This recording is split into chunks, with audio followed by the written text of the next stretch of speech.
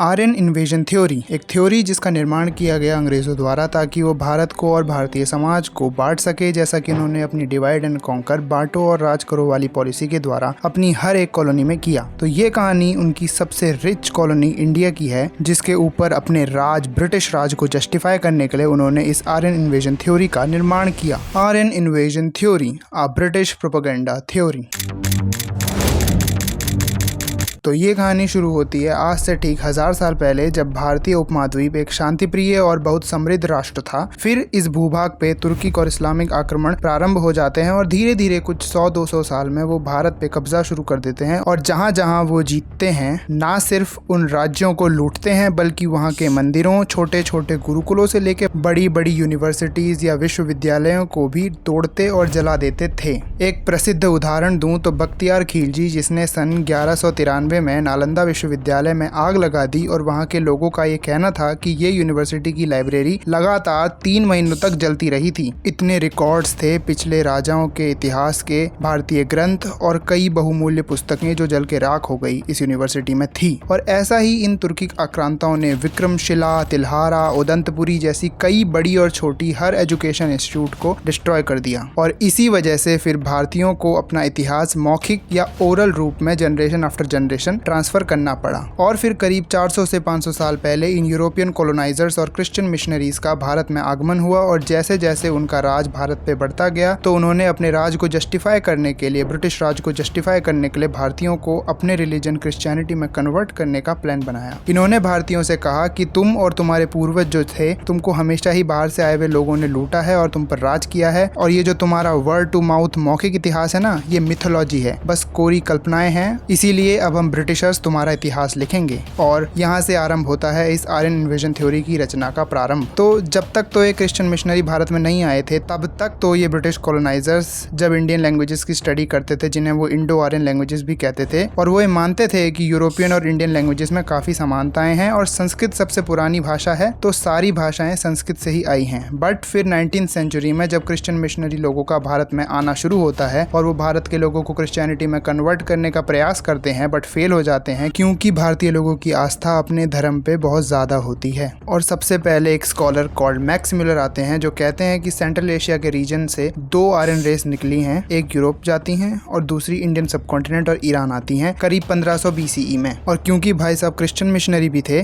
और biblical chronology में ये संसार सिर्फ 6000 साल पहले ही बना है, तो इसलिए उनके अनुसार ये आर्यन इन्वेजन 1500 BCE मतलब 3500 साल पहले हुआ। और इन्होंने कहा कि जो वेस्ट साइड यूरोपियन साइड जाने वाले आर्यन थे वो ज्यादा ताकतवर थे, बट फिर भी ये जो इंडियन साइड जाने वाले आर्यंस थे, उनकी थ्योरी के according native Indians called Dravidians से ज्यादा ताकतवर थे, और इसीलिए इन आर्यंस ने द्रविडियंस का प्रोसिक्यूशन किया और उनपे अपनी लैंग्वेज, अपनी आर्यन लैंग्वेज कॉल्ड संस्कृत और अपने आर्यन रिलीजन हिंदुइज्म को इम्पोज किया। तो इन महोदय मैक्स म्यूलर से ही आर्यन इन्वेजन थ्योरी का जन्म होता है। और फिर इनके बाद एक और महाशय कम स्कॉलर आते हैं कॉल्ड हर्बर्ट होप राइसली, और इनको साइंटिफिक रेसिज्म का अध्यक्ष या जनक भी कहा जाता था। इन्होंने वही मैक्स म्यूलर की आर्यन इन्वेजन थ्योरी को आगे बढ़ाते हुए उसे कुछ साइंटिफिक बेस देने का प्रयास किया। इन्होंने कहा कि भारत में 2 आर्यन रेस हैं, एक आर्यन और एक द्रविडियन, क्योंकि दोनों रेस के लोगों का स्किन कलर अलग है और इन सो कॉल्ड आर्यन रेस और द्रविडियन रेस के लोगों की नोज की शेप जो है वो डिफरेंट है। सीरियसली, पहले तो ये रेस का कॉन्सेप्ट जो है यही अनसाइंटिफिक है और ये रेस जैसी कोई भी चीज नेचर में एग्जिस्ट नहीं करती है। ये रेस का कॉन्सेप्ट यूरोपियन कॉलोनाइजर्स लाए थे अपने आप को सुपीरियर दिखाने के लिए, और फिर भी अगर सच में कोई सुपीरियर रेस है या होती है तो वो है इंडियंस की, जिन्होंने बिना किसी सिविलाइजेशन या कंट्री को कॉलोनाइज किए दुनिया में सबसे ज्यादा समृद्ध सिविलाइजेशन स्टेट बने। According to Angus Maddison report, Bharat विश्व की अर्थव्यवस्था का अकेला 30% भाग था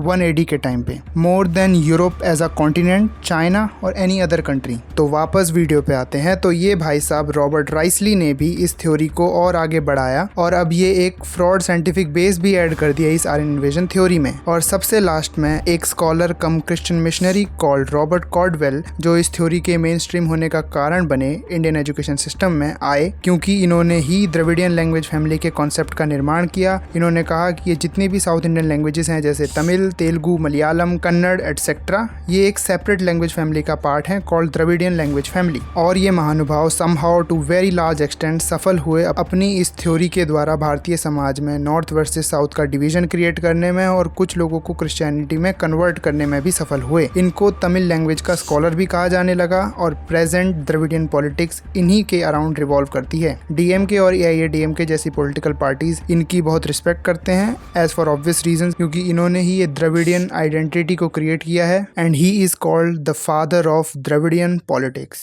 इसीलिए इन द्रविडियन पॉलिटिकल पार्टीज ने इनका एक भव्य स्टैचू भी बना रखा है मरीना बीच, चेन्नई इन तमिलनाडु में, और इनके द्वारा बनाया गया एक चर्च भी है साउथ इंडिया में। तो ये दोनों महानुभाव हैं जिन्होंने इस आर्यन इन्वेजन थ्योरी का मिथ का निर्माण किया है और हर्बर्ट होप राइसली ने एक कदम और आगे बढ़ के इंडियन सोसाइटी को 4 कास्ट्स में डिवाइड किया और फर्स्ट एवर कास्ट सेंसस कराया इंडिया में। इनके आने से पहले भारतीय सोसाइटी जाति वर्ण के एक सिस्टम को फॉलो करती थी जिसमें हंड्रेड्स ऑफ वर्ण थे और थाउजेंड्स ऑफ जातियां, और ये जाति वर्ण सिस्टम जो था वो एक फ्लूइड सिस्टम था ब्रिटिशर्स के आने से पहले। इसके प्राइम एग्जाम्पल थे वाल्मीकि जी, तुलसीदास जी, कालिदास जी, वेद व्यास जी, जो सो कॉल्ड अपर कास्ट से नहीं आते थे। आज की भाषा में ये महर्षि जो हैं एससी या ओबीसी ग्रुप में पैदा हुए हैं और लेटर ऑन अपने जीवन में ब्राह्मण बने। और ये जो कहा जाता है कि हिंदू धर्म में 4 वर्ण हैं, वो भी इन्हीं महानुभाव रॉबर्ट होप राइसली से ही आता है, जैसा मैंने पहले ही बताया। क्योंकि अगर ऐसा ही है तो Greek ambassador to India Megasthenes जब चंद्रगुप्त मौर्य के दरबार में आते हैं तो उन्होंने अपनी बुक इंडिका में ऐसा क्यों लिखा कि Indian society is classified into 7 categories और classes, namely philosophers, cultivators, hunters, artisans, traders, herders और kings counsellor during the modern time. इससे हमें ये पता चलता है कि ये 4 कास्ट्स का कास्ट सिस्टम भी ब्रिटिशर्स ने ही क्रिएट किया है। भारतीय जाति वर्ण सिस्टम कभी भी सिर्फ 4 वर्णों में विभाजित था ही नहीं। तो ऐसे ही ब्रिटिशर्स ने इस थ्योरी को क्रिएट किया और फिर even after independence Indian education system under Marxist और कम्युनिस्ट ने इस थ्योरी को एज अ गॉस्पेल ट्रूथ के रूप में एक्सेप्ट किया और फिर ऐसे ही इस थ्योरी को मेन स्ट्रीम में लाया गया। और अब मॉडर्न साइंस के आने के बाद जैसे जैसे साइंटिफिक एविडेंस सामने आ रहे हैं वैसे वैसे ये हिस्टोरियंस इस थ्योरी का नाम बदलते जा रहे हैं। पहले आर्यन इन्वेजन थ्योरी था, अब आर्यन माइग्रेशन हो गया, कल को आर्यन टूरिज्म या आर्यन पिकनिक थ्योरी भी हो सकता है। So now the conclusion part of this video comes कि जब हमें पता है कि ये थ्योरी ब्रिटिशर्स ने क्रिएट की to divide Indians and Indian society and to portray Hinduism as foreign religion and Sanskrit as foreign language, फिर भी मॉडर्न टाइम में भी इस थ्योरी को क्यों पढ़ाया जा रहा है इंडियन एजुकेशन सिस्टम में? वो इसलिए क्योंकि from the time of Jawaharlal Nehru government हमारा एजुकेशन सिस्टम इन कम्युनिस्ट और मार्क्सिस्ट के कंट्रोल में है, जिनका सिंगल पॉइंट एजेंडा है to demonize Hinduism and to convert Indians into some foreign cultures. And ये present Indian government, Modi government, इस इशू पे कुछ भी नहीं कर रही है। Indian education system specifically humanities वाले पार्ट की हिस्ट्री बुक्स को रीराइट नहीं करा रही है on the basis of modern scientific and hard archaeological evidences. So education ministry of this Indian government from 2014 till today is useless. और Indian education system की specifically history books को restructure करना ही solution है इस आर्यन द्रविडियन डिवाइड का। सो इस topic के बारे में अगर आप और पढ़ना चाहते हैं और जो आर्टिकल्स मैंने मेंशन किए हैं उनको पढ़ना चाहते हैं, उनका लिंक आपको डिस्क्रिप्शन में मिल जाएगा। Thank you so much for watching. I really appreciate your time.